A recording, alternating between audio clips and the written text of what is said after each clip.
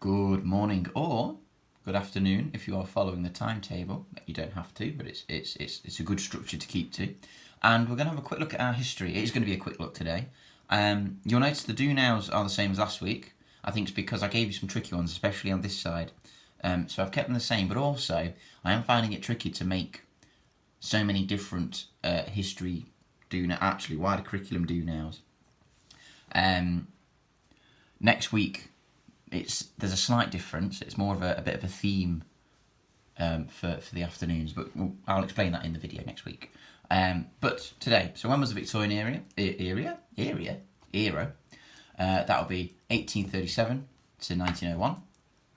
What's the name of the Viking king, who was defeated at Stamford Bridge? That'd be King Hardrada. Who is known as the worst king in history? King John. Why did Victorians start going to the seaside?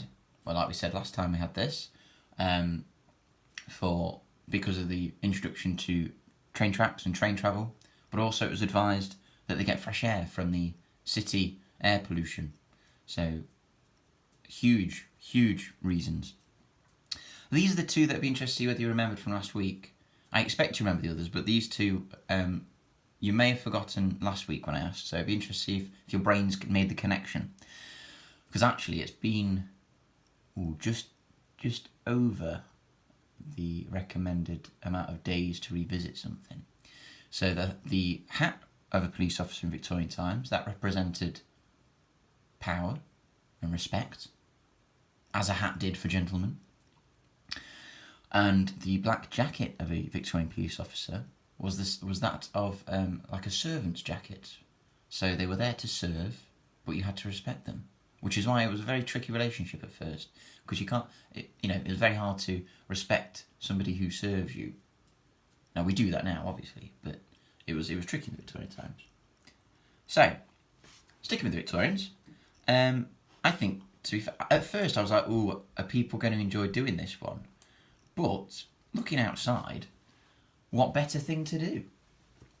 We would have been doing this in class, guys. We generally ran out of time with our Victorian topic questions. So I want you to research a Victorian person, a famous person in Victorian history. Could be Charles Darwin, who was a groundbreaking scientist. Charles Dickens, famous writer. Annie Pankhurst, a suffragette, who we did look at. I mean, we looked at her at the end because remember she's kind of over the Victorian period. Ada Lovelace, one of the first women to work in computing. Somebody's already made a poster about her in the ICT suite. Isabel Kingdom Brunel, an engineer who arguably was just before, he was around as the Victorian era kicked in. Lewis Carroll, a writer, very clever man as well. Elizabeth Garrett Anderson, first qualified female doctor, and that's just to name a few. This can be in any way you wish. If you have paper and card, go nuts. You know what life's like at school.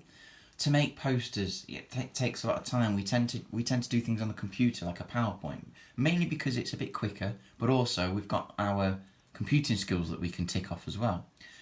If we'd have been doing this at school, we'd have been doing PowerPoints. I'd have probably been showing you hyperlinks, making a contents page, how you can click on one bit of information and go straight to that slide.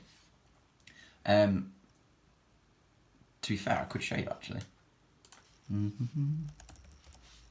This is a bit off the cuff now. I'm going to regret doing this. Computer's going to be too slow. No, you know what? No, I'm not going to do it. It's going to be too slow.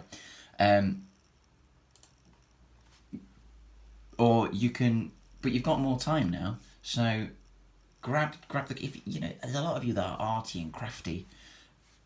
Grab bits of card. Grab colours, whatever you've got, and make some sort of post that's really eye-catching. All right, and then when you take a photo of it, you send it to me. You're like, whoa, yes, I want to have a look at that. Like I said, you could do it on PowerPoint if you want to. Have a play with it though. Don't just copy and paste some facts on and then change the transitions or the animations. Have a look at hyperlinks.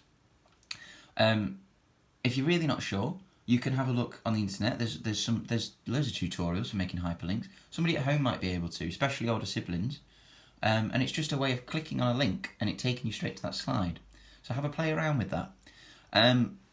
My favourite idea that I had doing this though which would be really funny. I know some of you have already done something like this. I'm just going to, a little shout out to Lola here. Her parachute video is hilarious.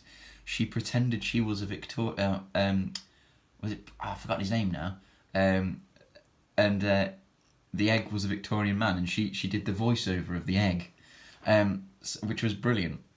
So why not pretend you're a TV presenter of a famous Victorian, or go even weirder. Why not pretend hot seat yourself, write some questions and get someone in the house to ask you the questions, and you reply to them in a voice. Yes, well, I've always been rather interested in writing, but you need the research. So go off, find someone that you're interested in. If you're interested in women in Victorian times and the things they were fighting against, go and look at some of those guys. There's a nice selection here. Go crazy.